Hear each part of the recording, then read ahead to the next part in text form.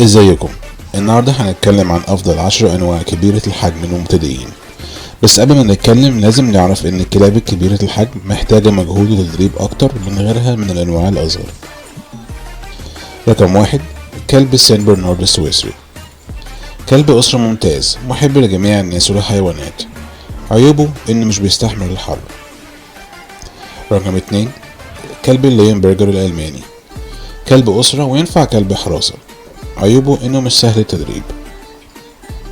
رقم 3، كلب برنيس ماونتن السويسري. من افضل كلاب العائلات وينفع انه يكون كلب مرعبة.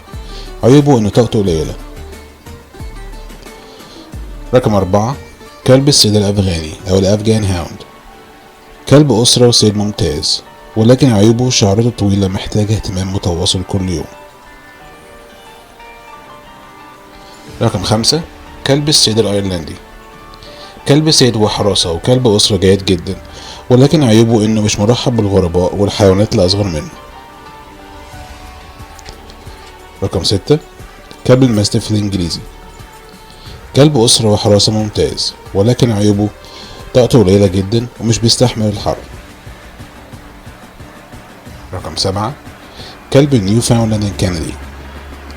كلب طيب وسلوكه هادي جدا وبيحب الاطفال ويلعب معاهم بالرغم من حجمه الضخم، ولكن عيوبه ان طاقته قليلة وشعراته كثيفة. رقم 8، كلب الكولي البريطاني.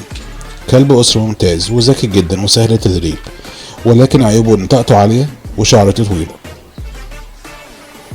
رقم 9، كلب الجريت دان الألماني. كلب أسرة رائع وكلب حراسة جيد، ولكن عيوبه انه عنيد ومش سهل التدريب. رقم 10، كلب الجيرمان شيبرد او الراعي الألماني الغني عن التعريف. كلب راعي ومن افضل انواع كلاب الحراسة في العالم، ولكن عيبه انه محتاج تدريب كتير عشان ما يبقاش شرس لما يكبر، وكمان عيبه انه بيتعلق بشخص واحد اكتر من اي حد تاني في العيلة. شكرا للمشاهدة. لو عجبكم الفيديو ما تنسوش تعملوا لايك وسبسكرايب، ولو عايز تعرف تفاصيل اكتر عن كل نوع تقدر تلاقي الفيديو بتاعه على القناة. سلام.